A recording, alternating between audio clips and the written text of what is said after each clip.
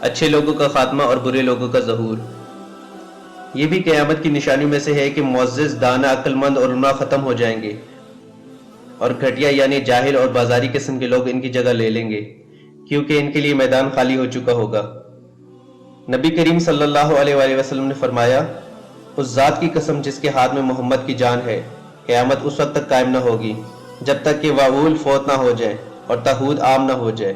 پوچھا گیا، یا رسول اللہ، یہ واؤل اور تہود کون ہے؟ فرمایا، واؤل سے مراد معزز اشرافیہ طبقہ ہے، اور تہود سے مراد گھٹیا اور غیر معروف لوگ ہیں، یعنی جو لوگوں کے قدموں تلے ہوتے تھے وہ مناسب سنبھال لیں گے۔ گھٹیا لوگوں کا اوپر آنا کبھی تو ان کے اہم مناصب سنبھال لینے اور ان کے لیے ذرائع ابلاغ اور میڈیا پروپیگنڈے کے ذریعے سے ہوتا ہے، اور ان کے گرد ڈھولچی اور طبلہ نوازوں کی کثرت ہو جاتی ہے، جبکہ دانشور، مفکرین اور لوگوں کی خیر خواہی کرنے والوں کو نظروں سے اوجھل اور ذرائع ابلاغ پر نظر انداز کر دیا جاتا ہے۔ آج کل لوگوں میں شہرت وہی حاصل کرتے ہیں جو گانے بجانے، رقص و سرور اور عیاشی و فحاشی میں نمایاں ہوتے ہیں۔ جہاں تک کسی عالم، سائنسدان، قابل ڈاکٹر، انجینئر اور ان جیسے دیگر جوہر قابل کا تعلق ہے تو یہ لوگ بالعموم گوشہ گمنامی میں پڑے رہتے ہیں۔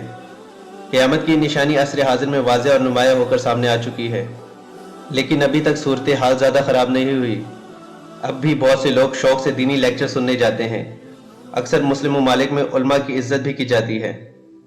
لوگ علمی مجالس میں شرکت کرنے اور ٹی وی چینلز کے ذریعے دینی پروگرام دیکھنے کا شوق رکھتے ہیں۔ دن بدن ایسے چینل میں اضافہ ہو رہا ہے، حتیٰ کہ دیکھا گیا ہے کہ غیر مسلم بھی دینی لیکچر سنتے ہیں اور ان سے بہت فائدہ ہو رہا ہے۔